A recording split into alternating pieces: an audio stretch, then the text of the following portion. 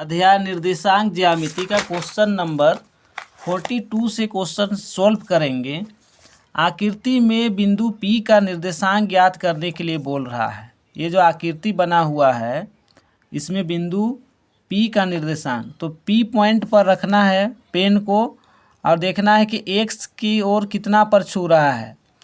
x जो है ये जो x अक्ष है, x अक्ष को किस बिंदु पर टच किया है तो 3 पर, और y अक्ष को कितना बिंदु पर टच किया 2 पर। तो पहले P का निर्देशांक बोलेगा तो क्या होगा 3,2, 3,2।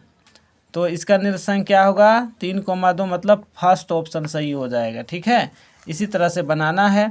क्वेश्चन नंबर 43, आकृति में बिंदु A का निर्देशांक पूछा है। A में भी इसी प्रकार देखना, पहले x का मान देखना है, माने x अक्ष को पहले देखना है।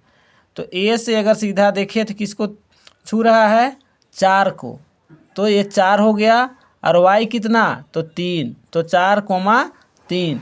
कौन सा ऑप्शन में है 4,3? ऑप्शन नंबर बी पर है। क्वेश्चन नंबर 44, बी का निर्देशांक पूछा है। तो बी देखना है, बी का सीधा पहले x अक्ष को ही लिखना है, ध्यान रखना है x अक्ष पहले, x का मान पहले। तो b का मान कितना दिया है पहले, x का मान तो 3 और y -2, तो 3,-2 कौन सा ऑप्शन में है 3,-2 ऑप्शन डी में है ना। तो ये डी नंबर सही हो जाएगा। 45 नंबर का क्वेश्चन देखना है। इसमें जी का निर्देशांक पूछा है। तो जी किसका सिद्ध में एक अक्ष में कितना जा रहा है 2, प्लस का 2 और माइनस का 2, +2 -2 कौन सा ऑप्शन में है, ऑप्शन नंबर बी में है। अब क्वेश्चन नंबर 46 का देखना है कि एक अक्ष कहाँ पर टच कर रहा है x अक्ष को, तो -5 पर, -5, और y अक्ष को 2 पर, तो 5-5,2 पहला ऑप्शन में है। क्वेश्चन नंबर 47, आकृति में 3,-1 का निर्देशांक का कौन सा बिंदु प्रदर्शित करता है, 3 बोल रहा है, प्लस का 3 और माइनस का 1, तो बिंदु कौन सा हो रहा है, बिंदु डी हो रहा है, option D number. Question number 48, आकृति देखकर निम्नलिखित प्रश्नों का उत्तर दे। ठीक है, बिंदु बी का निर्देशांक पूछ रहा है। बी का निर्देशांक बी यहाँ पर कितना है -5 और 2 पर है, -5 और 2, ऑप्शन नंबर सी। उसी प्रकार से -3 और -5, -3 ध्यान रखना है यहाँ पर, -3 कहाँ पर है, -3 और -5, -3 और -5, तो y का मान -5 होगा और x का मान 3 होगा। तो ये पहचाना गया बिंदु का है ई है, ई बिंदु होगा। d का भुज पूछ रहा है, d कहाँ पर है, d का भुज मतलब x का मान कितना है, d का भुज कितना है तो 6 है ना, d का भुज कितना है 6 है, तो ऑप्शन नंबर हो जाएगा फर्स्ट। ठीक, ए नंबर। h की कोटि, h यहाँ पर है, कोटि मतलब y का मान, y का मान कितना है, y का मान, h का कोटि पूछ रहा है, y किसको टच कर रहा है, y अक्ष को 3 को, तो y का कोटि मतलब h की कोटि हो जाएगा 3 माने का -3 है ना। बिंदु m का निर्देशांक, बिंदु m यहाँ पर है, इसका निर्देशांक ये तो x अक्ष पर ऑलरेडी है -3 पर, और y अक्ष का मान 0 है, तो -3 और 0 होगा। हाँ ठीक, -3 और 0, ऑप्शन ए। अब इसमें दिया 48 में 6ठा नंबर क्वेश्चन है ना, कि x अक्ष और y अक्ष के कटान बिंदु को क्या कहते हैं, तो मूल बिंदु कहते हैं।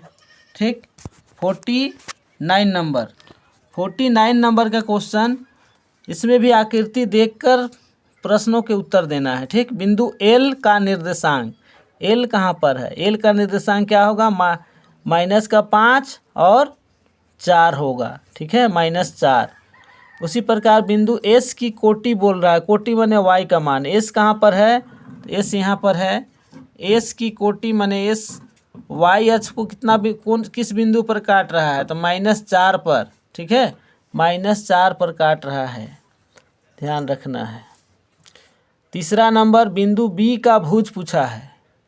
बिंदु बी का भुज, बी कहाँ पर है, बी है यहाँ पर, भुज मतलब x का मान कितना है, 4 है, तो बी का भुज 4 होगा, ऑप्शन डी।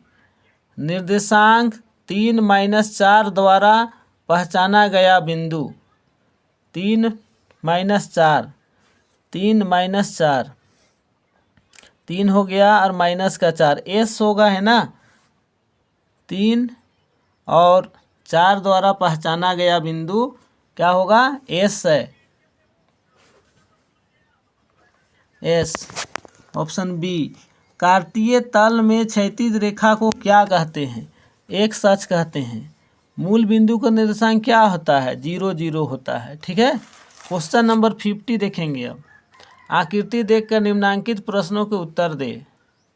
क्यू का निर्देशांक क्या है, तो क्यू का निर्देशांक पहले एक्स का मान लिखा जाता है, -3 और 2 होगा, -3 और 2, -3 और 2, -3 और 2 क्यू का निर्देशांक। इसमें कोई भी ऑप्शन में इतना नहीं दिया है क्यू का निर्देशांक, तो ये ऑप्शन ही गलत इसमें दिया हुआ है। क्या होना था, -3 और, इसमें लिख देना -3, 2 होगा, ठीक है। क्वेश्चन नंबर 2, निर्देशांक -3 द्वारा पहचाना गया बिंदु, पहचाना गया बिंदु क्या होगा, क्यू होगा, अभी ही बनाए हम लोग। बिंदु पी का भुज, पी का भुज पूछ रहा है, भुज माने x का मान, तो पी 2 पर है और भुज इसका हो जाएगा 0, ठीक है। बिंदु आर की कोटि, आर कहाँ पर है, कोटि माने y का मान कितना होगा, -3, ऑप्शन सी, ठीक है। इस प्रकार से ये चैप्टर कंप्लीट हुआ। अच्छा से आप लोग प्रैक्टिस कीजिएगा, अगर इससे बनाते हैं तो सिलेबस बहुत ही जल्दी कंप्लीट होगा और नंबर उम्मीद करते हैं बहुत अच्छा आएगा आप लोगों का।